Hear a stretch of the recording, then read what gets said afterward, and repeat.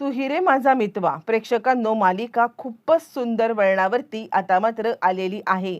या सगळ्यामध्ये आता इकडे मालिकेमध्ये आतापर्यंत आपण पाहिलं की रमाकांतच्या बद्दल आता इकडे अर्णव राग करतोय, पण ईश्वरीने त्याचे डोळे उघडताच आणि असं काही आता त्याच्या आईच्या बद्दलचं सत्य समोर आलेलं आहे की त्यानंतर कोणत्याही परिस्थितीमध्ये मात्र आता इकडे अर्णव अर्णव आपल्या वडिलांचा राग करूच शकलेला नाहीये. आणि त्यानंतर त्यांच्यासोबत झालेल्या सगळ्या घटना, त्यानंतर त्यांनी आता त्यावेळेला कोणता निर्णय कोणत्या परिस्थितीमध्ये घेतला, हे सगळं ज्या वेळेला आता त्याच्या समोर आले, त्यावेळेला गुडघ्यावरती बसून आपल्या वडिलांची माफी मागत त्यांना थांबण्याची विनंती केली. आणि इथेच मालिकेतली सगळी समीकरणं प्रेक्षकांनो बदलताना आपल्याला दिसत आहेत.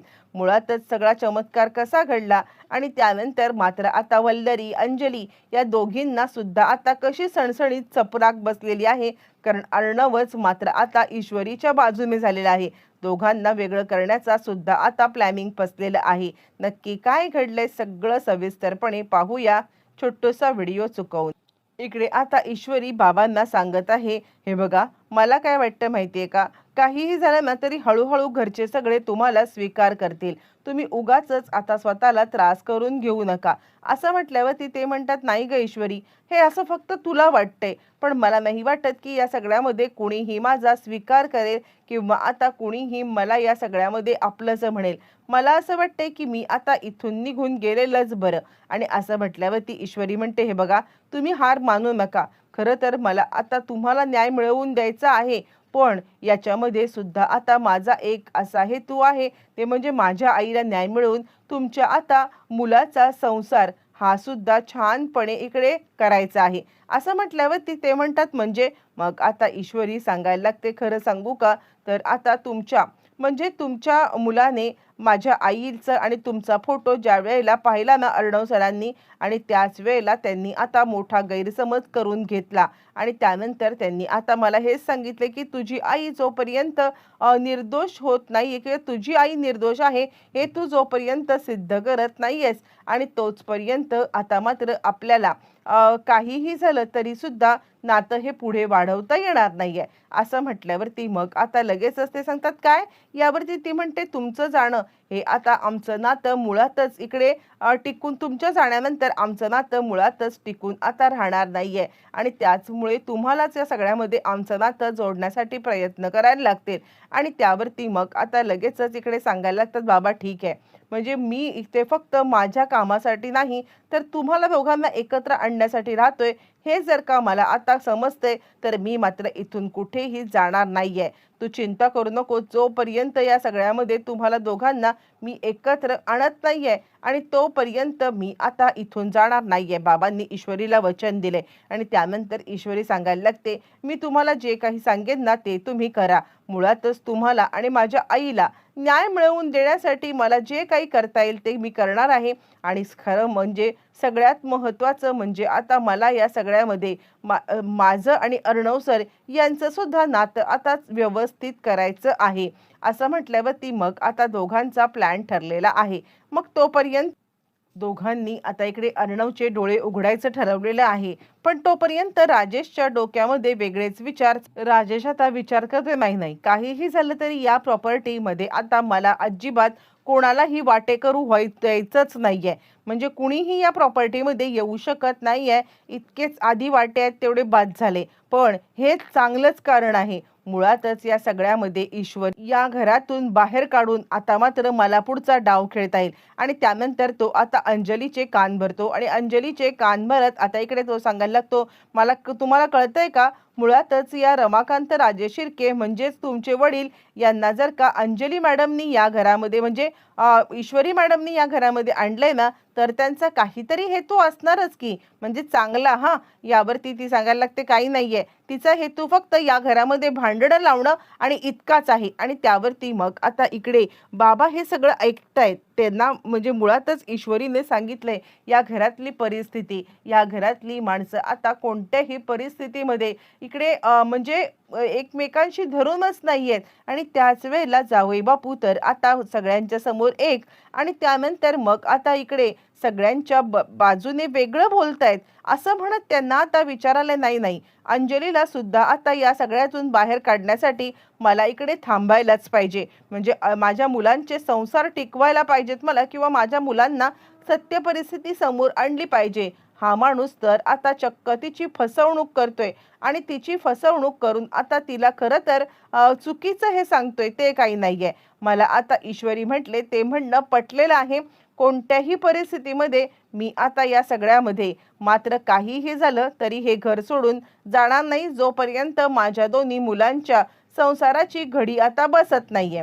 असं म्हटल्यावरती मग आता त्यांनी मनाशी निर्णय घेतलाय की काहीही झालं तरी मी हे घर सोडून जाणार नाही म्हणजे नाही, आणि माझ्या दोन्ही मुलांना मी न्याय मिळवून देणार.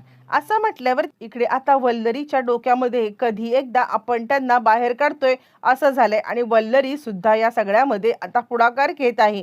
वल्लरी सांगत आहे, मला काय वाटतं माहितीये का, म्हणजे मुळातच काहीही झालं तरी सुद्धा हा माणूस या घरामध्ये भांडण लावण्यासाठीच आलेला आहे आणि हा माणूस या घरातून जायला पाहिजे. मामा म्हणतात, हे बघ, तू ज्यांच्या घरामध्ये राहतेस ना तेच आता इकडे त्यांच्याच घरामध्ये तू आता राहून त्यांच्यावरती कुरघोडा करू नको. अगं, एका मनात त्यांच्या आलं ना तर तुम्हाला सगळ्यांना सगळ्यांना आता इकडून घरामधून बाहेर काढण्याचं ते आता सामर्थ्य ठेवतात. म्हणजे तुम्हाला असं वाटत असेल की आता इकडे त्यांचं सगळं संपलंय, पण अजूनही सगळी प्रॉपर्टी त्यांच्याच नावावरती आहे हे आता विसरून चालणार नाहीये. कारण मुळातच ही सगळी प्रॉपर्टी त्यांनी जमा केले आणि अर्णव फक्त सांभाळतोय. त्यांनी कधीही अर्णवच्या नावावरती प्रॉपर्टी केलेलीच नाहीये, कारण मुळातच अर्णवच्या नावावरती प्रॉपर्टी करायला ते इकडे नव्हतेच ना. आणि त्यामुळे आता इकडे सगळ्यांनी जरा जपून राहा बरं का. इकडे तोपर्यंत वल्लरीच्या डोक्यामध्ये विचार आलाय, हा तर विचार आपण कधी केलाच नाही. म्हणजे ही सगळी प्रॉपर्टी जी काही आहे ती आता त्यांच्या नावावरती आहे. मग आता त्यांच्याकडूनच ही प्रॉपर्टी डायरेक्ट आपल्या नावावरती आली तर, म्हणजे त्यांच्या मनामध्ये जर का आपण या दोघांच्या विषयी म्हणजे अंजली आणि आता अर्णव यांच्याविषयी इतकं विष पेरायचं की त्यानं ते आता कोणत्याही परिस्थितीमध्ये त्या आपल्या मुलांच्या नावावरती कधीच प्रॉपर्टी करणार नाहीयेत. बरं, असं म्हटल्यावरती मग आता इकडे तिचं प्लॅनिंग सुरू होतंय. पण त्याच वेळेला ईश्वरी मात्र आता आपल्या आईला सगळं सत्य सांगण्यासाठी आलेली आहे. ईश्वरी आईला आता सांगत आहे की आई, खरं तर तुला आता या सगळ्यामध्ये एक गोष्ट महत्त्वाची म्हणजे तुला निर्दोष होण्याची आता वेळ आलेली आहे. आणि त्यावरती ती म्हणते, म्हणजे काय ग?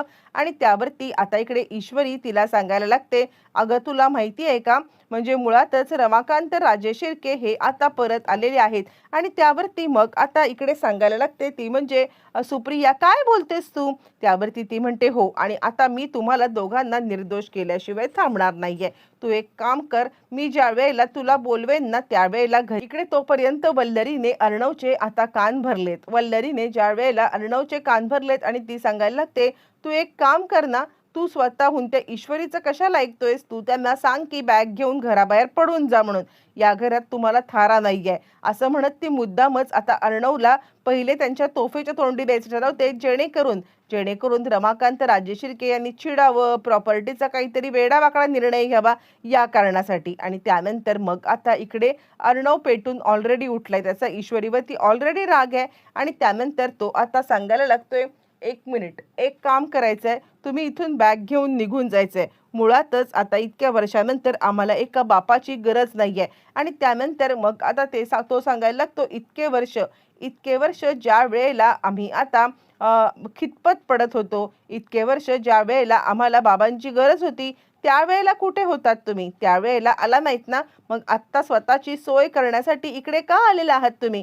आणि त्यावरती अंजली सांगायला लागते, बरोबर आहे चिंटू, तू योग्य तो निर्णय घेतलेला आहेस, आत्ताच्या आत्ता यांना इथून बाहेर काढू. आणि त्यानंतर मग आता अर्णव सांगतो, या माणसाचं तोंड सुद्धा मला पाहायचं नाहीये. आणि त्यानंतर मग आता अर्णव निघून जाणार. त्याच वेळेला त्यांची आता बॅग पडते.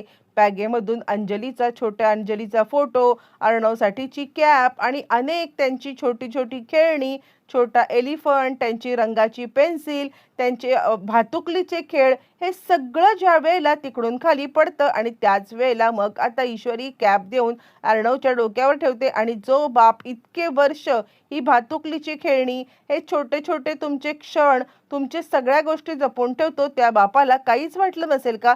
त्या बापाचं तुमच्यावरती प्रेमच नाही असं वाटलं का तुम्हाला?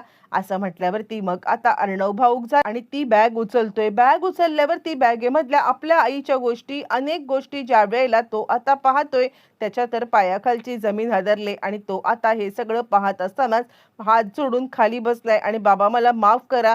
तुमच्याबद्दल अनेक गैरसमज मी करून घेतलेले आहेत" असं म्हणतोय. इकडे वल्लरीचा प्लॅन फ्लॉप झालाय, ईश्वरी सक्सेसफुल झाली.